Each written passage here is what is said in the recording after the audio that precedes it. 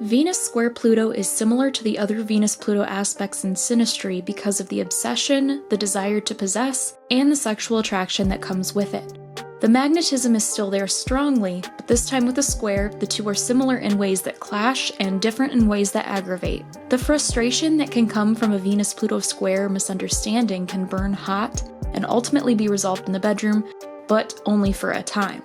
An unhealthy Pluto will be afraid to be vulnerable and can resort to manipulation and darkness to reel Venus in and subtly overwhelm her, gaslight her, or whatever it takes to possess her. An unhealthy Venus may sense she's playing with fire but pretend she doesn't notice an unhealthy obsession, or she'll call it out and revel in it. It can certainly start out as a fun cat and mouse game, and the two struggle for power while thinking they may have found someone who understands them. This is where the square's tension really shows.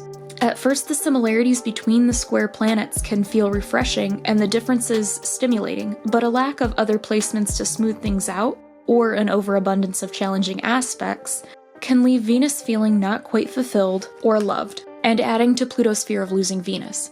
It can feel very 50 Shades where Pluto wants to own Venus and seems at first to have an offer that Venus can't refuse.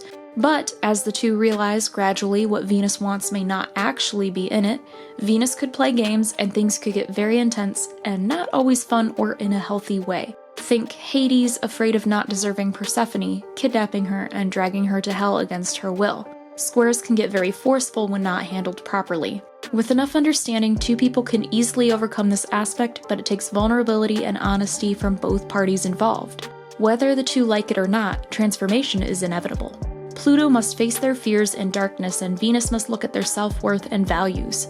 The square aspect just grabs them by the shoulders and shakes them awake, shoving their faces in the planet's lessons that they haven't fully learned yet. When Venus is opposite Pluto in Synastry, you have the signature obsession and sexual magnetism. This time, an opposition is more polarizing. The two are opposites in a stimulating and almost pleasant way, and they're still similar enough to feel compatible. Unlike the square, the tension isn't quite unbalanced. Hades still wants to possess Persephone and own her, but there's more opportunity for empathy and sympathy. The transformations that happen aren't quite so violent, especially with a softer planet like Venus involved. That being said, the rest of the synastry is crucial to examine to determine if other dynamics are at play for peace or for war. The oppositions don't feel quite as urgent and desperate, almost as the conjunction or square can feel. This, of course, won't rile up fearful Pluto as badly, and this allows Venus to seduce and be seduced at a pace that better fits her. The opposition allows a lot of learning to potentially come from each other, while still providing enough tension to stay attractive and feed on an obsession. Oppositions in general in synastry are really great because relationships with no challenging aspects are boring, and not as enticing romantically, and oppositions provide just enough stimulation and intensity without being too overwhelming, like a square or in conjunction can. On an ending note, Venus opposite or square Pluto is most potent the closer the degrees are, and I would always recommend using a 5-degreed orb for a conjunction, opposition, trine, or square, when a slow-moving planet is involved especially. Don't forget to like and subscribe. Thanks for watching.